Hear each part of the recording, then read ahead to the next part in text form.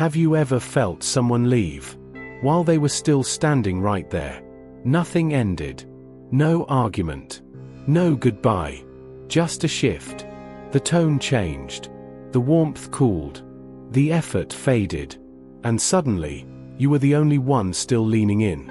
At first, you tell yourself it's nothing. They are busy. They are tired. Life happens. So you wait. You send one more message.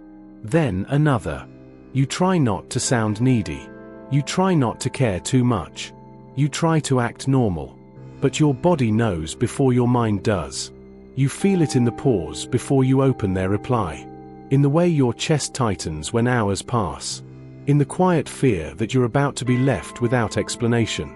This is where the story usually gets misunderstood. Because from the outside, it looks like they just lost interest. But psychologically, what's happening is often much quieter, much slower, and much more human. People who seem to lose interest suddenly are often responding to something internal, not to you. Not because you weren't enough, but because closeness reached a place they don't know how to stay in. Interest isn't just attraction. It's exposure. It's attention, presence, emotional availability. And for some people, staying present costs more than leaving quietly. They don't wake up deciding to pull away. They feel overwhelmed before they can name it. So instead of explaining, they retreat. Instead of communicating, they go still. This is not rejection. It's regulation. Their nervous system is asking for distance before their mind understands why. And you're left holding questions they don't yet have words for. That's why it feels so confusing. Because nothing bad happened. And yet, everything changed. At the beginning, connection feels light. There are no expectations yet. No history. No emotional weight. It's curiosity, energy, possibility. But over time, connection deepens. You start to matter. Your presence begins to register. Your absence would now be felt. And this is the moment some people begin to fade. Not because they don't care, but because caring activates fear. Closeness asks something of us. Consistency, emotional honesty, responsibility for impact. For someone who learned early, that attachment leads to pressure, loss, or disappointment. Interest has a shelf life. Not because love disappears, but because safety does. They may feel themselves becoming important to you, and instead of feeling chosen, they feel trapped. Not trapped by you, but by what closeness represents. Expectations they can't meet. Needs they fear they'll fail. Emotions they don't know how to manage. So their interest doesn't vanish. It collapses inward. They respond less. They share less. They become harder to reach. Not to punish you, but to protect themselves. Distance becomes a way to breathe. This is why explanations often never come. Because explaining would require emotional presence. And presence is the very thing they're overwhelmed by. So instead, they withdraw quietly. Not because you asked for too much, but because closeness asked more of them than they learned how to give. What hurts most is that they don't look conflicted on the outside. They seem fine, unbothered, moved on. But detachment can look like indifference, when it's actually avoidance. They are not choosing against you. They are choosing distance, over the discomfort of being seen. When someone loses interest without explanation, your mind fills the silence. You replay conversations, analyze timing, search for the moment you ruined it. You assume it must be you. But here's a quieter truth. People who leave without explaining often don't fully understand their own exit. They feel a pull to retreat before they can articulate why. So they disappear instead of speaking. Not because you weren't worth clarity, but because clarity would require self-awareness. They haven't developed yet. Avoidance often speaks through silence. And silence feels personal. Because humans are wired for meaning. Your brain wants closure. Your heart wants reassurance. Your body wants to know it's safe again. But avoidance offers none of that. It leaves you suspended. And this is where the pain deepens. Because the loss isn't just the person. It's the unanswered questions. The unfinished emotional sentence.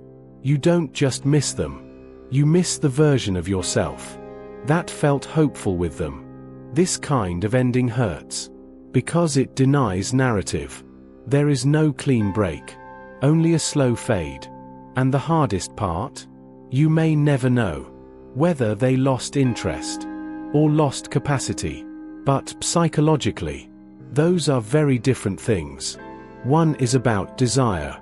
The other is about emotional limits. And confusing the two can make you blame yourself for something that was never yours to fix.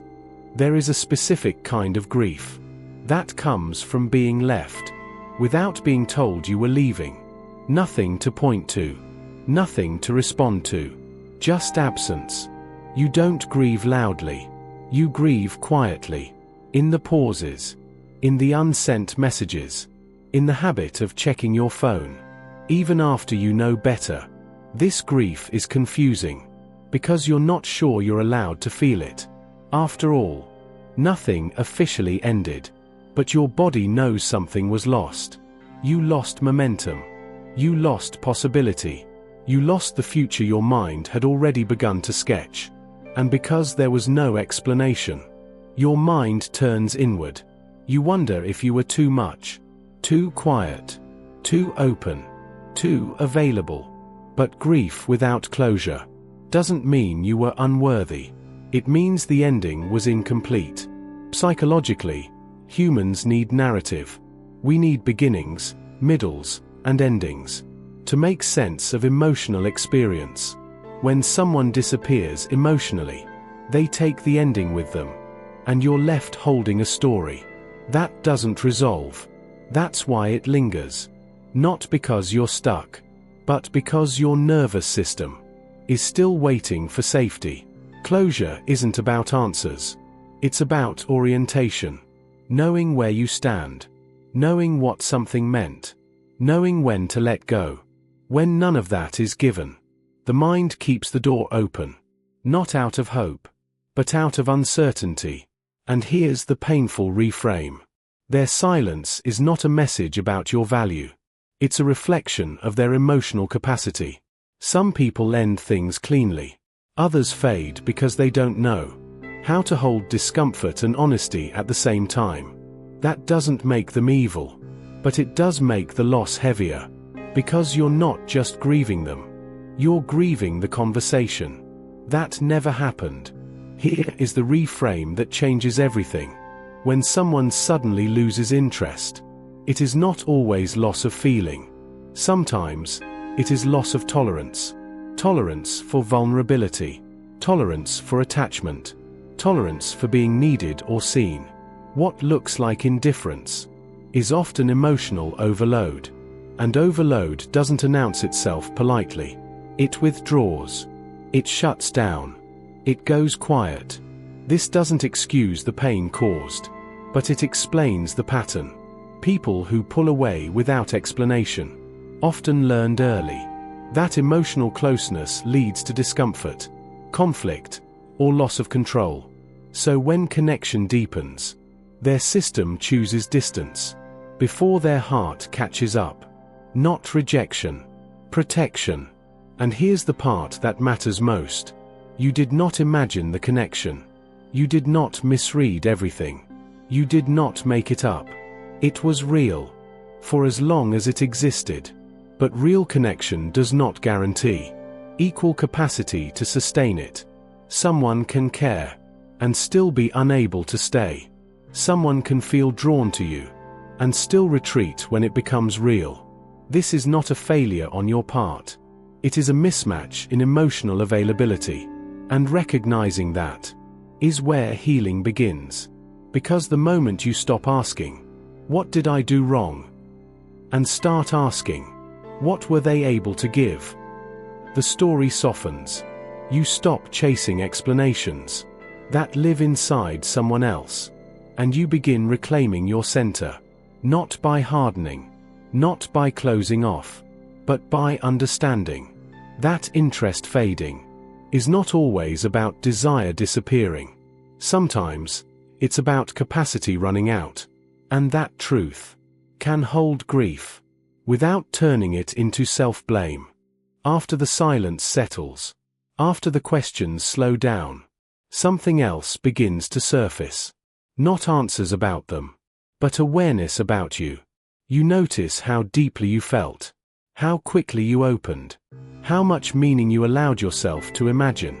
And instead of shaming that part of you, this is where understanding begins. Because the pain didn't come from caring.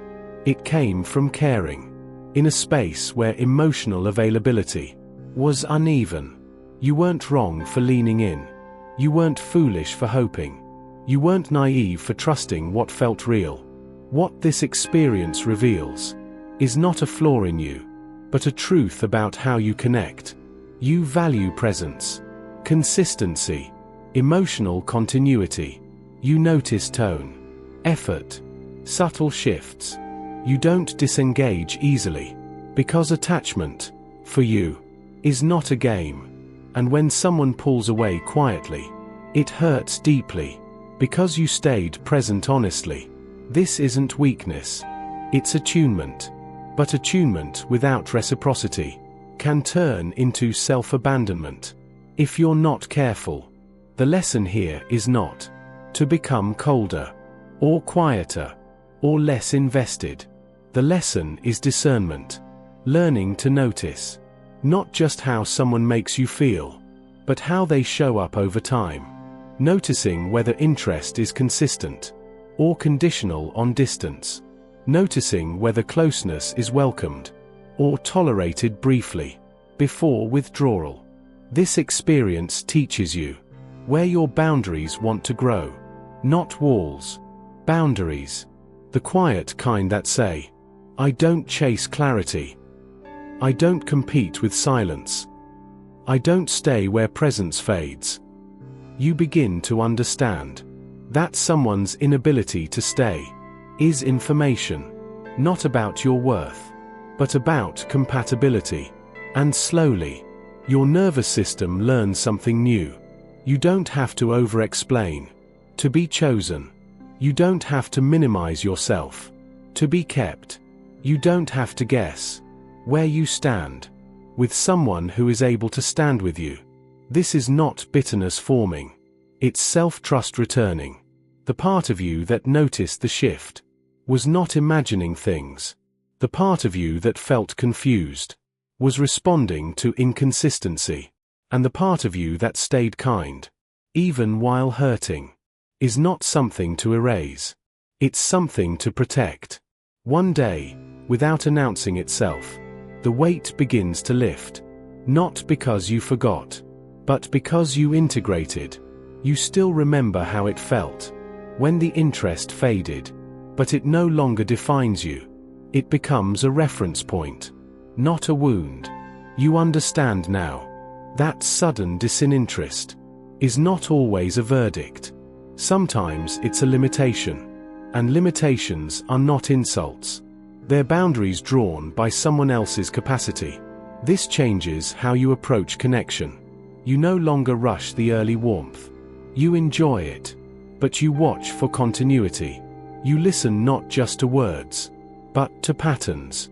You notice whether interest deepens or disappears when intimacy increases. And instead of panicking when someone pulls away, you pause. You ask yourself a gentler question. Is this someone who can stay? Not someone who excites you. Not someone who mirrors your depth briefly, but someone who remains. When connection asks for steadiness, this is where hope becomes grounded. Not loud optimism, not blind faith, but quiet confidence. Confidence that you can survive disappointment without closing your heart. Confidence that you don't need to chase what can't stay. Confidence that real interest does not confuse you. Healthy connection feels different. It doesn't spike and vanish. It doesn't require decoding. It doesn't disappear when things get real. It moves slowly, sometimes awkwardly, but consistently. And when you experience it, you realize something important. The people who lost interest suddenly were never meant to stay long. Not because they were bad, but because they were passing through with unfinished emotional work. And you were meant to meet someone who doesn't vanish when connection deepens, someone who doesn't need distance to feel safe, someone who can explain themselves even when it's uncomfortable. Until then, you are allowed to grieve. You are allowed to remember. You are allowed to care deeply. And you are allowed to choose presence over potential. Because losing someone who couldn't stay is not a failure. It's a redirection toward a connection that doesn't require you to guess, wait, or shrink. And that kind of connection doesn't fade quietly. It stays. There is a moment that comes after everything has already happened. After the leaving. After the silence. After the explanations you never received and the ones you stopped asking for. It's not dramatic. It doesn't arrive with clarity or relief. It arrives quietly, almost unnoticed. This is the moment when the mind stops replaying the past, not because it has answers, but because it no longer has the energy to fight reality. The character doesn't feel healed yet. They feel aware. And that awareness changes everything. For the first time, they are not trying to prove they were right. Not trying to justify staying. Not trying to explain why leaving became the only option. They are simply sitting with the truth. The truth is this. Staying too long changes you. Not loudly. Not suddenly. But slowly, through small compromises, swallowed words, ignored instincts, and emotional negotiations you never agreed to out loud. The character realizes that they didn't stay because they were weak. They stayed because they were hopeful. They believed effort could fix misalignment. They believed understanding would arrive eventually. That belief was not foolish. But it had a cost.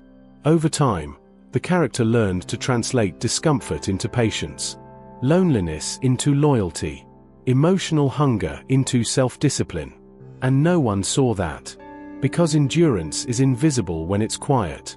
From the outside, the leaving looked abrupt, unreasonable, cold.